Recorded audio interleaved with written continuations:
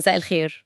أكيد الفترة الأخيرة دي السوشيال ميديا في مصر كانت مقلوبة شوية، أيوة فعلا. كله بسبب كلام كده كلام غامض طالع من إعلاميين معروفين بيقولوا فيه حدث كبير جاي أو أيام صعبة. بس من غير أي تفاصيل، هو ده اللي عمل اللخبطة كلها. بالظبط، فالناس محتارة وقلقانة، طبيعي يعني. فعلا، الغموض ده هو اللي خلى الموضوع يكبر كده والناس تتكلم فيه. النهاردة بقى هنحاول نفهم يعني إيه القصة دي بالظبط. تمام. معانا المصادر اللي هي تصريحات الإعلاميين نفسهم، وكمان ردود أفعال الناس عليها. وهدفنا إيه بقى؟ نحلل الكلام ده؟ أيوة، نحلل ونشوف التفسيرات المختلفة دي وإزاي الناس استقبلتها. نحاول نفهم الصورة الأكبر شوية. طيب نبدأ بمين؟ بالإعلاميين اللي بدأوا الكلام ده؟ خلينا نبدأ بيهم. في مجموعة كده، يعني بعضهم معروف إنه قريب من الحكومة أو ليه علاقات، يعني بدأوا يتكلموا في وقت قريب من بعض عن تحذيرات للمرحلة الجاية. زي مين مثلا؟ أحمد موسى. أيوة، أحمد موسى ده مثال واضح. هو بيقدم برامج معروف إنها داعمة للحكومة على قناة صدى البلد. طلع وحذر إن الفترة الجاية دي محتاجة تركيز وصحيان. مم. كلامه كان فيه حتة لفتة قوي. ربط التحذير ده بإجراءات جاية من بره ممكن تعمل صدمات. صدمات، كلمة قلق. أكيد.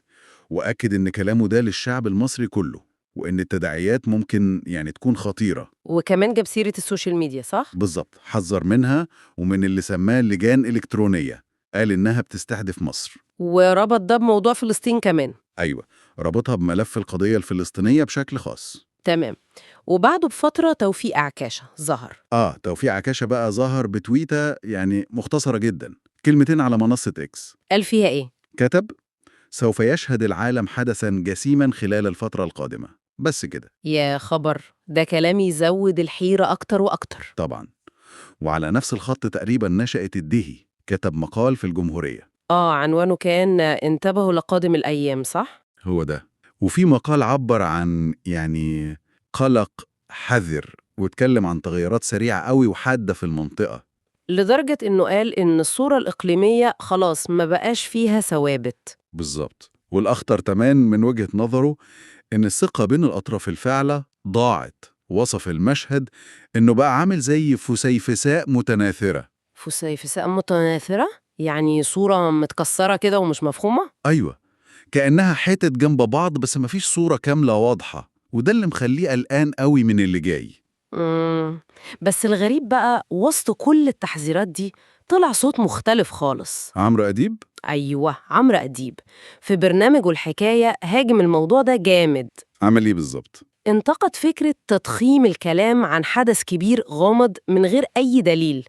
وصف الكلام ده إنه خزعبلات وإن الناس عمالة تخترع سيناريوهات. فاكر المقطع ده، كان واضح إنه متضايق. جدا، وقال بنبرة كده فيها زهق: كفاية بقى، كفاية كلام عن حاجة مهمة هتحصل ومش عارفين هي إيه. وطبعا النقطة دي بالذات ولعت الدنيا أكتر على السوشيال ميديا. أكيد. الجدل زاد والحيرة زادت. الناس مش عارفة تصدق مين، خصوصاً إن دول إعلاميين كبار ومعروفين وبيقولوا كلام عكس بعض تماماً. وهو ده اللي شفناه في تعليقات الناس. فعلاً، لقينا ناس بتقول كلام زي كلام مبهم وغير مفهوم الهدف، يثير القلق ولا يفيد. ولأن أديب بدأ ينتقد الموضوع ده فجأة وبدون مقدمات، وبعده بيوم واحد أحمد موسى كمل في سكة التحذيرات. وكأن في ترتيب يعني. اللي كتب التعليق حس بكده، قال كأن في تمهيد لحاجة هتحصل. بالظبط. وهنا بقى بدأت تظهر تفسيرات ممكن نقول أعمق شوية. زي إيه؟ البعض شاف إن حتى الاختلاف ده بين الإعلاميين ممكن يكون مقصود. مقصود إزاي؟ يعني كأنها طريقة لتهيئة الناس نفسياً لنقلة صادمة ومؤلمة ممكن تحصل قريباً. تهيئة نفسية؟ ممكن. والأسئلة كترت قوي. ما الحدث الذي يحضر له الرأي العام؟ وفي ناس قالت إن الأسلوب ده بتاع التمهيد الإعلامي مش جديد علينا في مصر. يبقى إحنا كده قدام مشهد بصراحة مثير جدا للاهتمام. فريق من الإعلاميين بيغذي الغموض والتكهنات: موسى، عكاشة، الديهي. وفريق تاني زي أديب بيحاول يهدي الدنيا ويقول إن ده تهويل. بالظبط. والتناقض ده نفسه بقى هو الخبر. تماماً. وهو ده يمكن أهم حاجة بتوضحها المصادر اللي معانا. حالة الانقسام أو التضارب ده في الرسائل الإعلامية عن مستقبل واضح. لكن في خيط مشترك ورا كل ده، مش كده؟ أيوة، اللي عامله مشترك هو الشعور العام ده بعدم اليقين الإقليمي، وإزاي ممكن يأثر على مصر. وطبعا لازم نأكد زي ما المصادر نفسها بتقول إنه مفيش أي معلومة مؤكدة أو رسمية لحد دلوقتي. مهم جدا النقطة دي.